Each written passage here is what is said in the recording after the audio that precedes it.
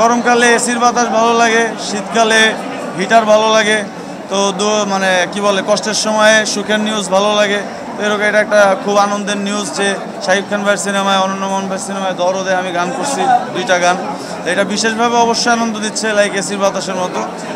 আর হচ্ছে যে কিভাবে ধরে রাখবো, ইনশাল্লাহ এরপর থেকে আমি কন্টিনিউ চেষ্টা করব যে সময়ানুবর্তিতা এবং নিয়মানুবর্তিতার মধ্যে দিয়ে কাজ করে আমার প্রডিউসার তথা দর্শক শ্রোতা, ইনফ্যাক্ট আপনারা সাংবাদিক ভাই বোন যারা আছেন সবাইকে খুশি রাখার চেষ্টা করব। ধন্যবাদ। আমি শাকিব খান ভাইয়ের সিনেমায় গান গাওয়ার সুযোগ পাইছি প্রথমে, তাতেই অনেক ভালো লাগা কাজ করতেছে। এখন সেই গান যদি মানুষের ভালো লেগে যায়, মানুষের প্রশংসা পায়, তাহলে অবশ্যই সেটা আরও বড় পাওয়া হবে। এই জিনিসটা আসলে যারা গানটা রচনা করছেন বা গানটার আসল যে ছবিটা, ইমেজটা এটা আঁকছেন, যেমন অনন্য মোহন ভাই পরিকল্পনা করছেন, তারপরে যিনি গানটা লিখছেন, যিনি ডিরেকশন দিচ্ছেন, তো এনারা আসলে মানে আমার থেকে আরও সুন্দরভাবে মানে গানটাকে আগের থেকেই পরিকল্পনা করে রাখছিল যে নোবেল গাইলে হয়তো ভালো হবে। বাট আমি ওইভাবে বুঝতে পারিনি, বিকজ আমার তো অভিজ্ঞতা অত বেশি না। আমি জাস্ট গেয়ে গেছি আমার মতো করে, গাওয়ার পরে দেখি যখন ফাইনাল মিক্স মাস্টারটা আসছে আমার কাছে ভালো লাগছে শুনতে। আসলে আমরা তো প্রতিনিয়তই লাইফের কাছ থেকে ডিসঅ্যাপয়েন্টেড হই। তো হয়তো এরকম একটা ডিসঅ্যাপয়েন্টমেন্টের অংশই আমার ফ্যানরা আমার কাছ থেকে মাঝে মধ্যে হয়ে থাকেন, কারণ লাইফ আমাদের ডিসঅ্যাপয়েন্টমেন্টস দিয়েই থাকে। তো তবে আমি চেষ্টা করব যে আমি একজন মানে আমার ভক্ত শ্রোতাদের জন্য একজন ভালো আইডল হওয়ার, যাতে করে তাদেরকে আমি ডিসঅ্যাপয়েন্টমেন্টটা একটু কম দিই এবং মানে নিরাশ কম করি এবং আশার বাণী এবং তাদের আশা পূরণটা বেশি করে করতে পারি।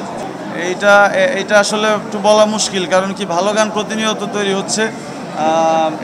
এটাও সেরকম একটা ভালো গান, কিন্তু আসলে মানে সব কিছুর ঊর্ধ্বে তো একটা ভাগ্য বলে একটা কথা আছে।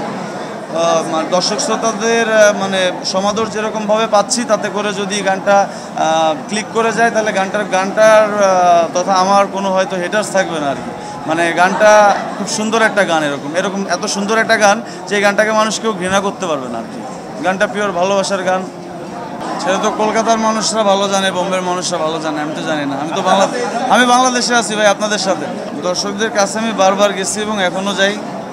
এখনও আমার মাঝে মধ্যে শো থাকে, প্রতিটা শোতে 30, 40, 50 হাজার মানুষ আমার সামনে দাঁড়ায় দাঁড়ায় গান শোনে, বসে বসে গান শোনে। তো আমাকে ছোঁয়ার চেষ্টা করে, ধরার চেষ্টা করে। আমিও দেখি তাদের আবেগ, তাদের ভালোবাসা সব কিছু সামনে থেকে দেখার সুযোগ হয়। যেহেতু আমি শুধুমাত্র মানে স্টুডিও সিঙ্গার না, আমি একজন লাইভ পারফর্মার। সো আমার মানুষের কাছে যাওয়ার সৌভাগ্যটা অ্যাকচুয়ালি বেশি হয়, মানুষের আপ্যায়ন পাওয়ার। তো সেদিক থেকে আমি অনেক লাকি। শ্রোতাদেরকে আসলে কিছুই বলার নাই, বিকজ শ্রোতাদের যেটা ভালো লাগবে দিন শেষে শ্রোতারা ওইটাই শুনবে। আপনি মানে বাংলা হিন্দি আসলে মানে গানের সুরের তো কোনো ভাষা নাই, তো যে কারণে বাংলা হিন্দি নির্বিশেষে সবই শ্রোতাদের কাছে এক।